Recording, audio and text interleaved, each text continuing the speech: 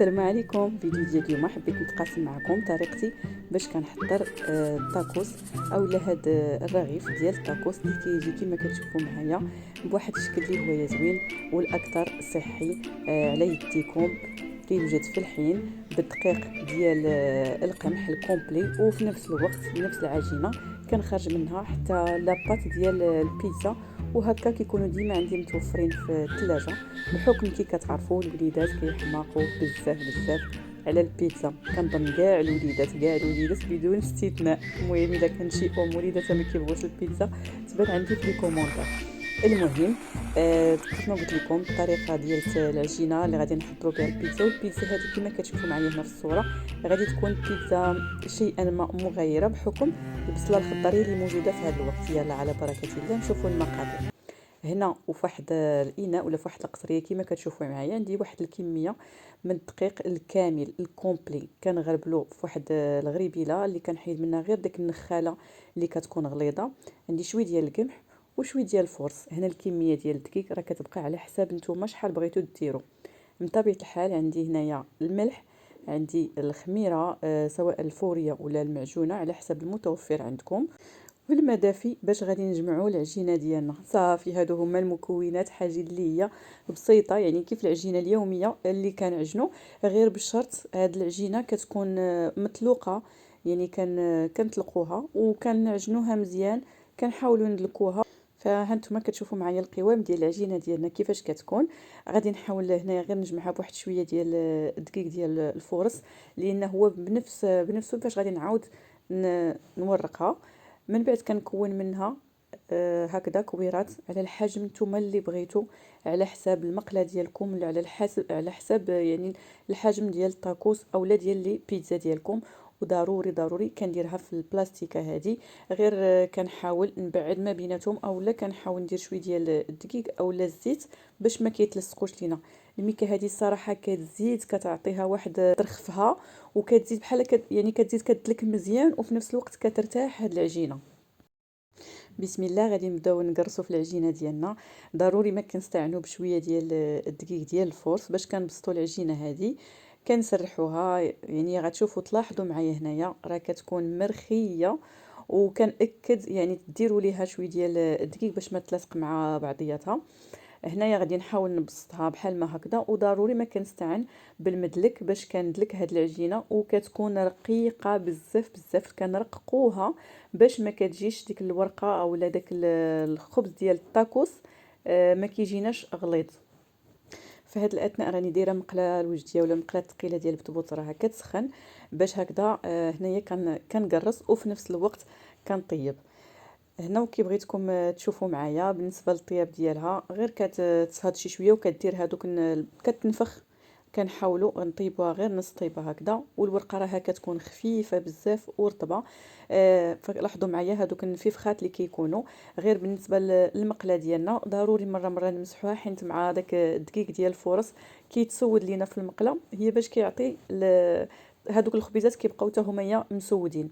غادي نستمر بنفس الطريقه، وها هو يعني الشكل ديال داك الرغيف ولا الخبز ديال الطاكوس كيجي زوين رطب بزاف بزاف، وحاجه ديال الدار على يديك.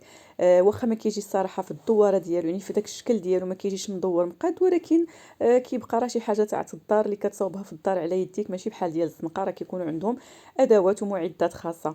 هنا كيف ما قلت لكم في الاول ديال الفيديو غادي نهز حتى من هاد العجين يعني لاباط ديال البيتزا، وحتى هي كنطيبها نص طيبه وكنخليها الوقت اللي كنبغيها، راه كنلقاها موجوده عندي في الثلاجه. وفي الصراحه كتجي زوينه بزاف بزاف، لان كنكونوا مطيبينها هذيك نص طيبه.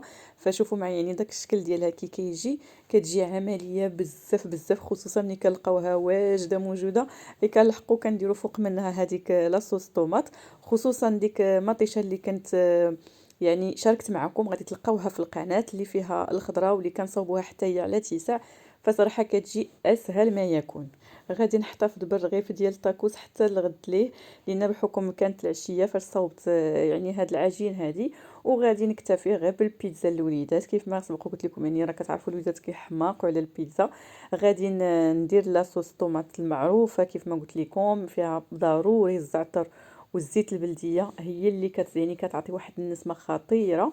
والاضافه اللي غادي نشارك معكم هي هاد البصله الخضاريه. هذه الوقت ديالها وفيها فوائد كثيره ومنافع كثيره.